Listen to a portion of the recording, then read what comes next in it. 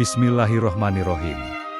Dengan menyebut nama Allah yang Maha Pengasih, lagi Maha Penyayang. Segala puji bagi Allah, Tuhan semesta alam. Salawat dan salam semoga tercurah kepada Nabi akhir zaman, Muhammad SAW beserta keluarga, sahabat, dan seluruh pengikutnya hingga akhir zaman. Saudaraku yang dirahmati Allah, jika video ini muncul di berandamu, ini adalah petunjuk dari Allah kepadamu. Setidaknya tuliskan sholawat di kolom komentar. Insya Allah akan menjadi bukti kecintaan kita kepada junjungan Nabi besar Muhammad SAW untuk mendapatkan syafaat nanti di yaumil akhir. Di tengah gurun tandus jazirah Arab, matahari membakar pasir dan langit tak menawarkan ampunan.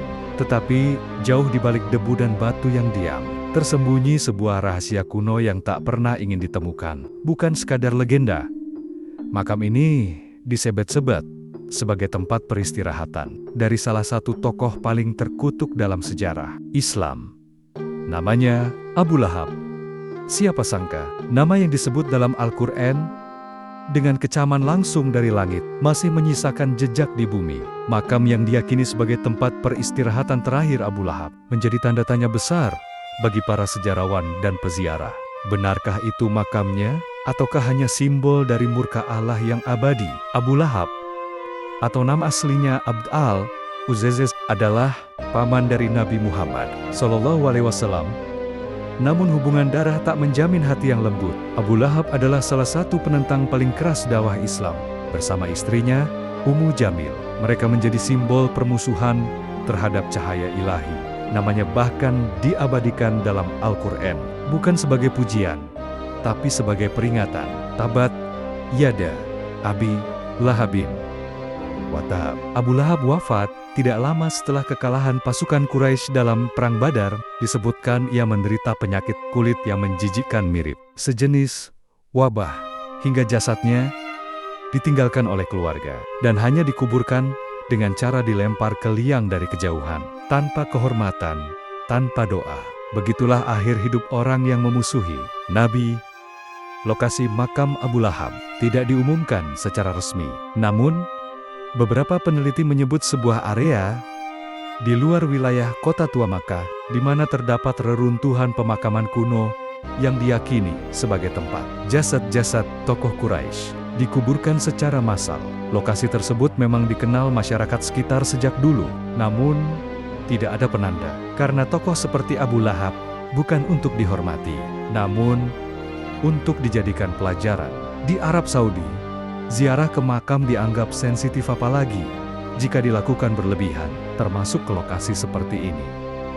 Pemerintah berusaha mencegah terjadinya syirik dan pemujaan terhadap kuburan. Namun di sisi lain, masyarakat ingin tahu bagaimana bentuk azab bagi orang yang disebut langsung dalam Al-Quran. Rasulullah SAW bersabda, kubur adalah awal dari alam akhirat. Bagi Abu Lahab, yang kematiannya penuh kehinaan, kuburnya bukan tempat istirahat, tapi awal dari siksa abadi. Dalam riwayat disebutkan, wajahnya membusuk, jasadnya ditolak bumi, dan di malam-malam tertentu, sebagian orang tua terdahulu mengatakan, terdengar jerit tangis dari arah makam itu. Wallahu alam. Abu Lahab mungkin telah tiada, namun namanya abadi. Bukan karena kemuliaan, tapi karena murka Allah yang dicatat dalam Al-Quran. Dia adalah pelajaran bahwa kedekatan darah bukan jaminan, dan penentangan terhadap kebenaran bisa menjadi kutukan yang kekal. Namun, kisah ini tak hanya mengguncang hati kaum muslimin. Ada satu nama yang tak banyak dikenal. Seorang ilmuwan arkeologi asal Prancis, Dr. Jean Rousseau, tahun 1995. Dr. Rousseau datang ke Makkah sebagai bagian dari studi independen mengenai peninggalan sejarah Jazirah Arab pra-Islam. Ia bukan seorang muslim. Ia skeptis, bahkan sinis terhadap wahyu dan nubuat. Ia tertarik pada sosok Abu Lahab, tokoh kontroversial dalam Al-Quran, dan lebih dari itu, ia penasaran pada satu hal. Bagaimana mungkin sebuah kitab menyebut kehancuran seseorang bertahun-tahun sebelum kematiannya, dan nubuat itu tak pernah gagal. Dengan izin terbatas, ia menelusuri jejak-jejak sejarah, dan bahkan dipandu seorang lokal ke area yang diyakini menjadi tempat dikuburkannya jenazah Abu Lahab.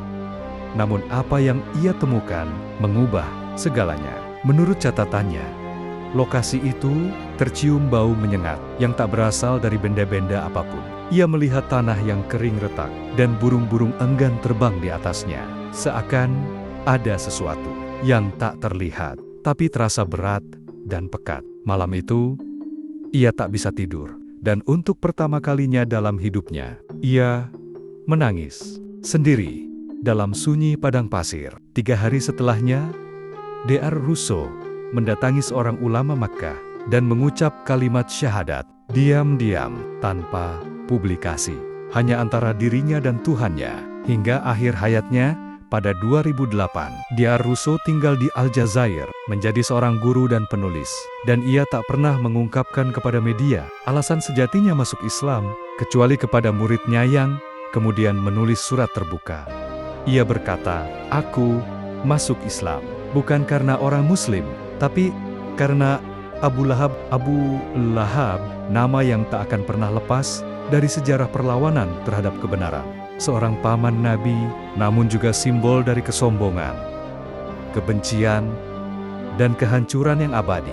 Satu surah, hanya 5 ayat, namun menyimpan makna yang mengguncang sejarah di sebuah nubuat yang tidak pernah terbantahkan, yang menjadi saksi bahwa kalam ini bukan ciptaan manusia. Bagi mereka yang membuka hati, kisah Abu Lahab bukan hanya tentang hukuman, tapi juga peringatan dan petunjuk. Ia dikuburkan di tempat yang sepi, tanpa nisan, tanpa doa. Sementara nama Muhammad yang ia benci dihafal miliaran manusia, disebut dalam azan setiap detik di penjuru dunia. Beginilah akhir kisah kesombongan. Ia tak hanya mati, ia diabadikan sebagai pelajaran. Lalu kita pun bertanya, apakah dalam diri kita ada sifat Abu Lahab yang tersembunyi? Kesombongan kecil, penolakan halus terhadap kebenaran, atau keengganan mendengar suara Tuhan. Semoga kita bukan pewaris sikapnya, tapi pewaris hidayah yang ia tolak. Saudaraku yang dirahmati Allah, jika video ini membawa manfaat atau membuatmu merenung sejenak, jangan sungkan untuk like dan komen. Dan jika kamu ingin terus mendapatkan konten yang menyejukkan hati, jangan lupa subscribe. Semoga Allah mudahkan langkah kita menuju kebaikan.